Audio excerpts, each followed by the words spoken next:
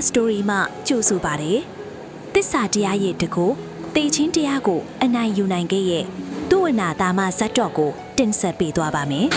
။ရှေးလွန်လီပြီးသောအခါဗာရာဏသီပြည်တွင်ဒုက္ကုလနှင့်ပါရိကအမည်ရှိလူငယ်နှစ်ဦးရှိခဲ့သည်။သူတို့သည်လောကီစည်းစိမ်ကိုဆွလွတ်၍ယတိဖြူရန်ဆုံးဖြတ်ခဲ့ကြသည်။တနေ့တွင်ဗာရာဏသီမြို့တော်ကြီးမှထွက်ခွာ၍ဟိမဝန္တာတော်သို့ခြေဦးလှည့်ခဲ့ကြသည်သူတို့သည်ရက်ပေါင်းများစွာတောတောင်ခရီးကိုဖြတ်တန်းခဲ့ကြသည်နောက်ဆုံးတွင်ဟိမဝန္တာ၏အေးချမ်းသာရသောတောင်ကြားတစ်ခု၌အခြေချရန်ဆုံးဖြတ်ခဲ့သည်တခြားမင်းသည်သူတို့၏တီလာကိုသိမြင်သဖြင့်နေထိုင်ရန်သင်ခန်းကျောင်းလေးကိုဖန်ဆင်းပေးခဲ့သည်ထိုအခါမှစ၏ဒုက္ကုလနှင့်ပါရိကာတို့သည်တရားအားထုတ်လျက်ငြိမ်းချမ်းစွာနေထိုင်ခဲ့ကြသည်မကြမီပင်ပါရိကာတွင်တန်တီတီလာပြီးကာလအကြာတွင်သားငယ်တဦးကိုဖွားမြင်ခဲ့သည်ထိုသားငယ်၏ကိုခန္ဓာသည်ရွှေအစင်းကဲ့သို့တောက်ပနေသောကြောင့်သူဝန္တာတာမဟုအမည်မှတ်ခဲ့သည်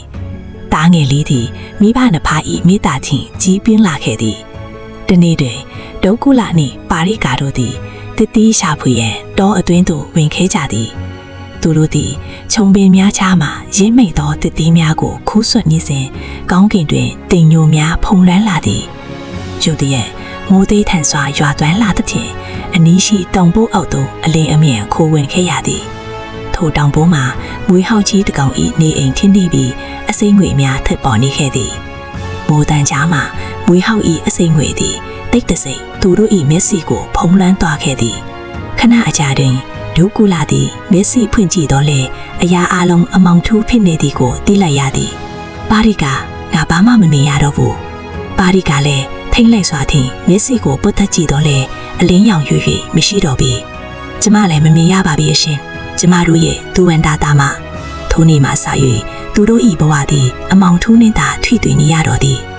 သူဝနာတာမသည်နုပြုံငယ်ရွယ်တို့လေမိဘနှစ်ပါးအပေါ်တာဝန်မပြတ်ပဲမေတ္တာတရားဖြင့်အောက်တွင်ခွန်ဆိုင်လှုပ်ကြွေးပြုစုခဲ့သည်နတ်နတ်ခင်တိုင်းသူသည်မြေစိတ်သို့သွားရောက်ကရွှေဦးဖြင့်တန်ရှင်းကြည်လင်သောရေကိုခက်ယူလေးရှိသည်သူလမ်းရှောင်လာသည့်အခါတိုင်းတောတွင်းရှိတနင်အပေါင်းတို့ကသူ့ကိုချစ်ခင်ကြည်ညိုစွာဖြင့်ဝင်းရံလိုက်ပါလာကြသည်အိမ်သို့ပြန်ရောက်လင်လေမိဘများကိုရေတိုက်တစ်တီးကျွေးကအစားအစာအရာရာဂယုတဆိုင်ပြုစုဆောင်ရှောက်ခဲ့သည်တနေ့သောအခါတွင်မူဗာရာဏသီပြည်ကြီးစဉ်ပီလိယက္ခမင်းကြီးသည်တောကစားထွက်လာခဲ့လေသည်မင်းကြီးသည်လေးနှင့်များကိုဆွဲကင်ကတောတွင်သို့အမဲလိုက်ရန်ဝင်ရောက်လာခဲ့ခြင်းဖြစ်သည်မြစ်စိတ်အနီးသို့ရောက်ရှိချိန်တွင်ရေစက်၌တဆုံတစ်ခုရွှေရောင်တောက်ပနေသည်ကိုတွေ့မြင်လိုက်ရသည်မင်းကြီးသည်ခြုံပင်များကြားမှနေ၍တိတ်တဆိတ်ချောင်းမြောင်းကြည့်ရှုလိုက်သည်သူမြင်လိုက်ရသည်မှာလူသားတဦး၏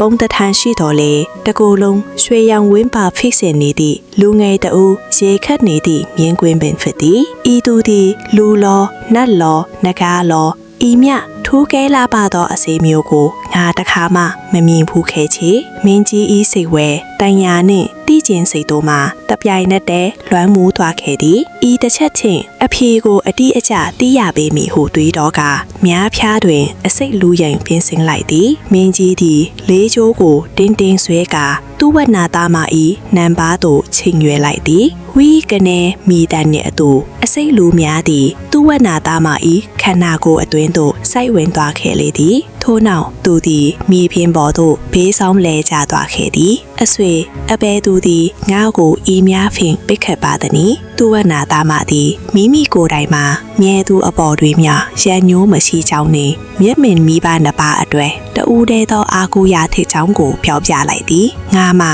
မျက်မင်မိဘနှစ်ပါးရှိပါသည်။သူတို့မှာငါကိုသာအာကိုနေကြရှာသည်။ငါသာမရှိတော့လင်သူတို့ပါသေဆုံးကြရပေလိမ့်မည်။ငါဟာဗာရာဏသီမင်းကြီးပါအရှင်မမသိပဲပြစ်ခတ်မိတဲ့အတွက်အနုညွတ်ဝန်ချတောင်းပန်ပါတယ်မင်းကြီးသည်သူဝနာတာမ၏မိဘနှစ်ပါးကိုမိမိကိုယ်တိုင်တွားရောက်ပြုစုစောင့်ရှောက်မိဟုကတိပေးလိုက်သည်တွားပါသူတို့စီကိုတွားခေါ်ပေးပါဒါပေမဲ့သူတို့ဟာမျက်စိမမြင်ရှာဘူးဆိုတာကိုတော့သတိပြုပေးပါမင်းကြီးသည်ယတိကျောင်းသင်္ခန်းသို့အမြန်ပြန်သွားကမျက်မမြင်မိဘနှစ်ပါး၏လက်ကိုဆွဲ၍ခေါ်ဆောင်လာခဲ့သည် တာရီကာသည်မြေပေါ်တွင်လဲလောင်းနေသောတားငယ်ဤခန္ဓာကိုယ်ကိုလက်ထင်စမ်းသက်ရှာဖွေမိသည်တားthiếtသူဤနံပါး၌များဆူးဝင်နေသည်ကိုထိမိလိုက်သောအခါပါရီကာဤမျက်ဝဲအစုံမှမျက်ရည်များအလိုလိုစီးကျလာတော့သည်သူမသည်တားthiếtသူဤမေတ္တာနှင့်သစ္စာတရားတို့ကိုအောက်မေ့တမ်းတာကအပူတပြင်းအော်ဟစ်ငိုကွေးလေသည်သူဝနာတာမှာငါသားမင်းဟာငါတို့ကိုတက်တက်လုံးလှုပ်ကြွေးပြုစုခဲ့တာပါပါရီကာသည်နှက်တစ်ဖက်ကိုကောက်ကင်သူမြောက်ကတစ္ဆာပြူရန်ဟန်ပြင်လိုက်သည်မင်းဟာဘယ်တော့မှကိုအရင်မကြွေးခဲ့ဘူးဒီတစ္ဆာစကားကြောင့်မင်းရဲ့များစိတ်တွေပျောက်ကင်းပြီးအမေတို့ကိုယ်တိုင်မျက်ဝါးထင်ထင်မြင်တွေ့ရပါစေသာထို့သို့တစ္ဆာဆိုနေစဉ်အတွဲမှာပင်ပါရီကာဤခန္ဓာကိုယ်မှရွှေရောင်အလင်းတန်မှဖြာထွက်လာခဲ့သည်ထိုခဏ၌ပင်အံဖွဲထူးခြားမှုတစ်ခုဖြစ်ပေါ်လာခဲ့သည်ပါရီကာဤမြက်ဝဲများသည့်ဖြူဝါရောင်မှသည့်ပကတိအလင်းသို့ပြောင်းလဲသွားသည်တစ်ချိန်တည်းမှာပင်သူဝနာတာမဤတန်ရာမှာအစိတ်တွေဟာရွှေရောင်အလင်းတန်းများအဖြစ်အငွေ့ပြန်ပျောက်ကွယ်သွားသည်ဒုကူလာသည်လေထိုတစ္ဆာဤတန်ကိုအာနုဘောကြောင့်မျက်စိအလင်းပြန်လဲရရှိလာခဲ့သည်ပါရီကာငါလည်းမြင်ရပြီငါတို့ရဲ့သားငယ်လေးဖင့်ရှိလာပြီ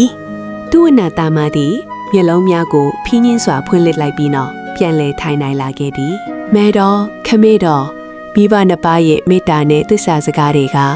သားတော်ကိုကယ်တင်လိုက်ပါပြီထို့နောက်သူဝနာတာမသည်ဘေးတွင်ရှိနေသောပီလိယခမင်းကြီးကိုကြည့်ကပြုံးပြလိုက်သည်အရှင်မင်းကြီးအနေနဲ့လဲဝမ်းနဲ့ပူဆွေးမနေပါနဲ့တော့သူဝနာတာမသည်မင်းကြီးအားအခွင့်သာခိုက်တရားဓမ္မဟောကြားရန်ဆုံးဖြတ်လိုက်သည်သူသည်မိဘကိုပြုစုလုပ်ကြွေးခြင်း၏အကျိုးကျေးဇူးနဲ့တတမအားလုံးအပေါ်ထားရှိရမည့်ကာရုဏာတရား၏တန်ဖိုးကိုရှင်းလင်းဟောကြားလေသည်မိမိချစ်ခင်ရသူတွေအပေါ်ကျင့်နာတနာပါတိုင်းပြည်ကိုလည်းတရားသဖြင့်အုပ်ချုပ်ပါထားဟာတင်မင်းကြီးမာယွန်းပိခတ်ခဲ့မိတဲ့မြားအတွက်အကောင်းဆုံးသောကုသိုလ်ပြန်လဲပြုခြင်းပါတယ်ပိလိယခမင်းကြီးသည်သူဝနာတာမ၏တရားစကားကြောင့်နှလုံးသားထဲမှအလွန်ကြည်ညိုသွားခဲ့သည်မင်းကြီးသည်လက်အုပ်ချီကသူဝနာတာမအားရိုသေစွာဦးချီလိုက်သည်သူဝနာတာမအရှင်ဟောကြားလေတရားတော်ကိုကျွန်ုပ်တစ်လုံးလုံးလိုက်နာကျင့်သုံးပါမယ်ထို့နောက်မင်းကြီးသည်၎င်းတို့မိသားစုကိုကန်တော်၍နေပြည်တော်သို့ပြန်လည်ထွက်ခွာသွားခဲ့သည်